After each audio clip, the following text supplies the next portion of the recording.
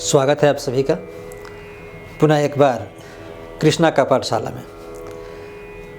आज इस वीडियो में हम हिंदी व्याकरण के सर्वनाम को पढ़ेंगे और सर्वनाम में ही पुरुष यानी पुरुष संस्कृत और हिंदी दोनों में थोड़ा का अंतर है, उसको भी हम जानेंगे।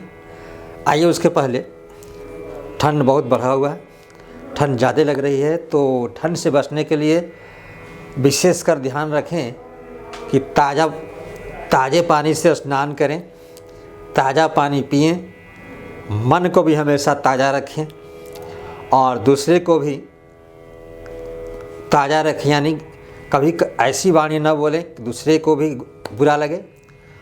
और हम सभी जानते हैं कि ठंड से हम खुद स्वयं हमारा शरीर ही ठंड से बचाता है। यानी हम कंबल या रजाई जब सोने जाते हैं तो कंबल रजाई गर्म नहीं होता है। कुछ समय हम सब उस बिस्तर पे उस रजाई के अंदर रहते हैं तो कंबल या जो रजाई है वो गर्म हो जाता है। तो हमारा शरीर हमारे शरीर के अंदर की गर्मी से ही गर्म होता है। इसलिए स्नान बहुत ज़रूरी है।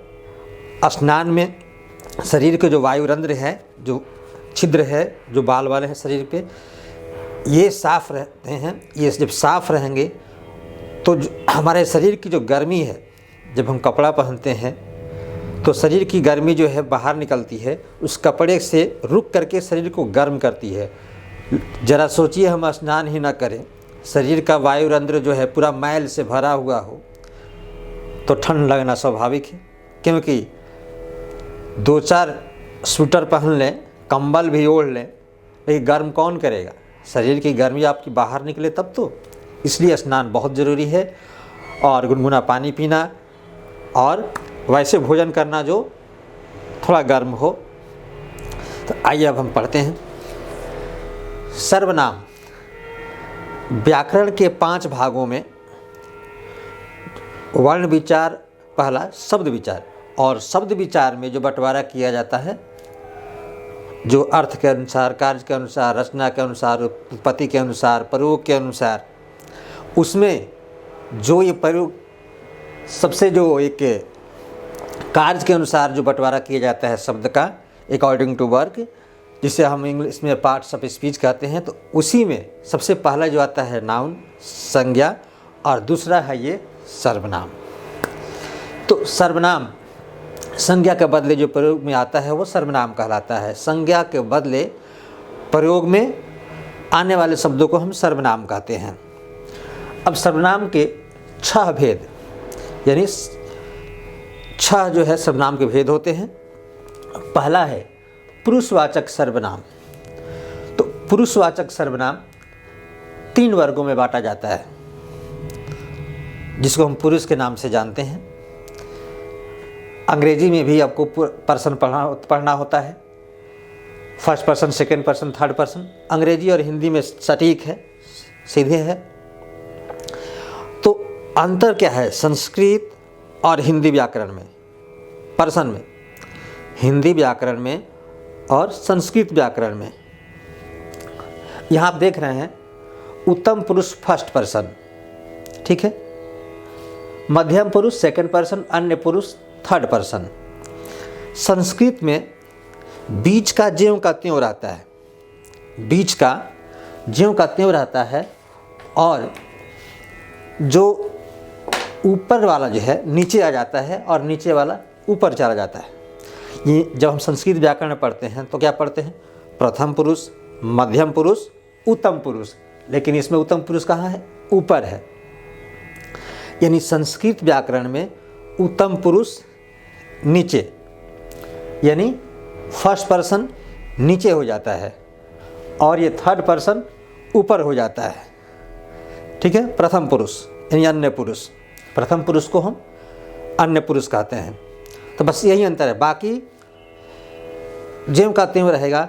सिर्फ जो है अन्य पुरुष यानी प्रथम पुरुष ऊपर हो जाता है संस्कृत में, और पहला जो है उत्तम पुरुष नीचे आ जाता है। जैसे संस्कृत में जब पढ़ते हैं तो प्रथम पुरुष क्या पढ़ते हैं? प्रथम पुरुष में एक वचन, द्विवचन और बहुवचन।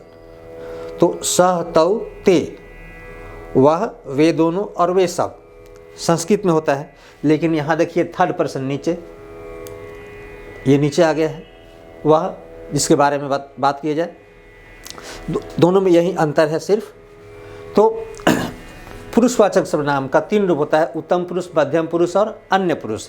अब तीनों को समझे। उत्तम पुरुष क्या है? वक्ता जो होता है उत्तम पुरुष में होता है। बोलने वाला वक्ता जो होता है क्या है? प्रथम पुरुष। जैसे मैं, प्रथम पुरुष, आई वी होता है ना, आई सिंगुलर और वी प्लूरल इंग्लिश में। और संस्कृत में चूँकि ये मत सबसे नीचे चला जाता है, तो संस्कृत में क्या होता है? अहम, अवाम, वयम, हम, मैं, हम दोनों, हम सब। तो वक्ता जो होता है, बोलने वाला जो होता है क्या है? प्रथम पुरुष। और मध्यम पुरुष जिससे कहा जाए, जिससे बात किया जाए, वो क्या होता है? सेकंड पुरुष, यानी मध्यम पुरुष सेकंड पर्सन। संस्कृत में क्या होता है मध्यम पुरुष में? त्वम, युयाम, युयम, तुम दोनों, तुम सब। तो जिससे बात की जाती है, जिससे कहा जाता है, बोलने वाला जो वक्ता जिससे बोलता है, तो जिससे बोलता है वो क्या हुआ? मध्यम पुरुष। और अन्य पुरुष थर्ड पर्सन हो गया अन्य पुरुष, जिसके बारे में बात की जाती है, जिसके बारे में बात की जाती है। जैसे वह ना, यानी बोलने वाला जो होता है वो प्रथम पुरुष, जिससे कहता है, बोलता है वो मध्यम पुरुष, और जिसके बारे में कहा जाता है वो अन्य पुरुष थर्ड पर्सन। ठीक है। अब उसके बाद निश्चयवाचक सर्वनाम यानी डेमोस्ट्रेटिव प्रोनाउन। तो निश्चयवाचक में निश्चित हो जाता है वह सर्वनाम जो संज्ञा के बदले आता है लेकिन निश्चित बोध कराता है, यानी किसी के बारे में कन्फर्म बताता है कि हाँ यही व्यक्ति। जैसे इसमें 2 प्रकार के होते हैं, एक निकट और एक दूर। ये जो निश्चयवाचक होता है 2 रूप में होता है, एक निकट के लिए, एक दूर के लिए। इंग्लिश में भी होता है। इंग्लिश में क्या पढ़ते हैं? This, that, these, those. जब सिंगुलर होता है तो दिस, दैट, यह, वह। ठीक है। और वहीं प्लूरल हो जाता है तो दीज, दोज। जो निकट है उसके लिए क्या होता है? अगर सिंगुलर है तो दैट और प्लूरल है तो दीज। और वहीं अगर दूर है तो दूर के लिए क्या होता है? अगर सिंगुलर है तो दैट और प्लूरल है तो दोज। बस वही चीज़ें आती है यहाँ भी। यह, ये अगर निकट है, यह निश्चित है कि यह। जैसे मान लीजिए यह में आम हो सकता है, लेकिन आम के बदले हम निश्चित कर रहे हैं कि यह, चूँकि सर्वनाम आम क्या है? संज्ञा है। उस आम के बदले हमने क्या किया है? यह। आम को बता रहे हैं कि यह, तो निश्चित बता रहे हैं। ठीक है। यह अगर ज़्यादा है तो ये, यानी ये सब। और दूर है तो वह। अगर वहीं दूर हो गया तो निश्चित है वह आम, और वह और ज़्यादा है तो वे।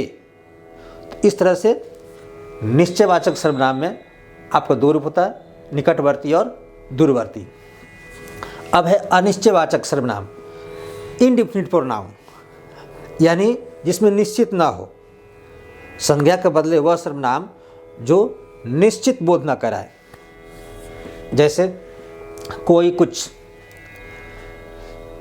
जैसे कहा राम आया है, संज्ञा अगर प्रयोग किए तो राम संज्ञा है, राम आया है।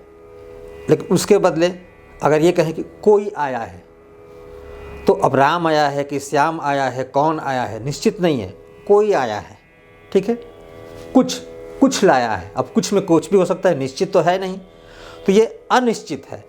तो ये हो गया आपका कोई, कुछ, ये अनिश्चयवाचक सर्वनाम, इनडेफिनिट प्रोनाउन। चौथा आ जाता है संबंधवाचक सर्वनाम, रिलेटिव प्रोनाउन। संबंधवाचक, संबंध बताना, रिलेशन, रिलेटिव। तो इसमें एक सर्वनाम का दूसरे सर्वनाम से संबंध स्थापित होता है, आधारित होता है। एक सर्वनाम दूसरे सर्वनाम पर से संबंध स्थापित करता है, संबंधित होता है। जैसे उदाहरण लिखे हैं, जिसकी लाठी उसकी भैंस, भैंस किसकी, यानी जो शक्तिशाली है, जिसकी लाठी है शक्तिशाली है, जिसकी लाठी उसकी भैंस। ज़्यादातर किस्से जो है भैंस के नाम से बहुत ज़्यादा किस्से हैं। ठीक है, चलिए वीडियो लंबा हो जाएगा, नहीं जाएंगे उधर। बात बढ़ती है तो दिक्कत यही है कि लिमिटेशन होता है, इसलिए समय नीचे देखना पड़ता रहता है कि समय कितना गया। तो जिसकी लाठी उसकी भैंस, देखिए जिसकी और उसकी, तो लाठी जिसकी है, भैंस उसकी है, तो ये जिसकी और उसकी दोनों में संबंध है। भैंस किसकी होगी, जिसकी लाठी, तो जिसकी और उसकी ये दोनों सर्वनाम जो है दोनों संबंध बता रहा है, दोनों में संबंध है, दोनों एक दूसरे पर आधारित है। ये तो हो गया आपका संबंधवाचक सर्वनाम। पांचवा आता है प्रश्नवाचक सर्वनाम, इंटरोगेटिव प्रोनाउन। अगर संज्ञा के बदले कोई शब्द प्रयोग किया जाता है यानी सर्वनाम, और वह प्रश्न पूछा जाए तो प्रश्नवाचक सर्वनाम है। जैसे क्या लाए हो, ठीक है, क्या लाए हो, कौन आया है, कहाँ जाओगे। जैसे अगर यहाँ संज्ञा रखें तो आम लाए हो, आम लाए हो, ठीक है, पटना जाओगे। लेकिन यहाँ जब सर्वनाम जब प्रयोग करेंगे प्रश्नवाचक में तो ये हो जाएगा आपका कौन क्या, कौन आया है, कहाँ से आया है, क्या लाया है। तो कौन क्या, कैसे, ये सब प्रश्नवाचक सर्वनाम हो गया। अब है निजवाचक सर्वनाम, रिफ्लेक्सिव प्रोनाउन, स्वयं या खुद। निज माने होता है अपना, निज यानी अपना, निज समान, निज वस्तु।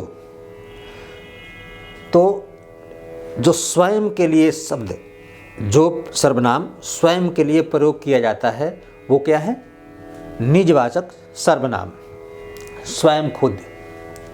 ठीक है, उसने स्वयं काम किया, स्वयं पटना गया ना, स्वयं आया है, आया उसका तो कोई नाम होगा, लेकिन स्वयं आया है उसके बदले हमें, यानी निज के लिए, खास अपने के लिए, जो निज के लिए प्रयोग, अपने के लिए प्रयोग शब्द, जो शब्द प्रयोग में लाया जाता है वो क्या है, निजवाचक सर्वनाम। तो इस तरह से सर्वनाम के 6 रूप हुए। और विशेषकर इसमें जो प्रश्न आते हैं, कुछ शब्द दिए रहेंगे, आपको पहचानना पड़ेगा। ठीक है, किसी भी क्लास में ये प्रश्न ये आ सकते हैं। तो उससे प्रश्न होगा कि आपका कौन सा ये सर्वनाम है। और विशेषकर पुरुष आपका बहुत ही उपयोगी है, पुरुषवाचक सर्वनाम। तो एक बार इसको आप अगर पढ़ लीजिएगा तो बात समझ में आ जाएगी, फिर भूलने की कोई बात है नहीं। तो वीडियो ये आपका कैसे लगा। और ठंड में थोड़ा सा बोलने में कभी कभी जो है उच्चारण थोड़ा सा ज़्यादा गड़बड़ा रहा है ना, ठंड की वजह से, इसलिए इसको ध्यान नहीं दीजिएगा। तो वीडियो कैसा लगा आप लिख सकते हैं। कोई अगर कुछ जानना है, कुछ कहना है तो आप लिख सकते हैं, कह सकते हैं कमेंट में। तो वीडियो देखने के लिए बहुत बहुत धन्यवाद। इस ठंड के मौसम में सावधानी बरतें और ठंड से बचें, स्वस्थ रहें, मस्त रहें। बहुत बहुत धन्यवाद।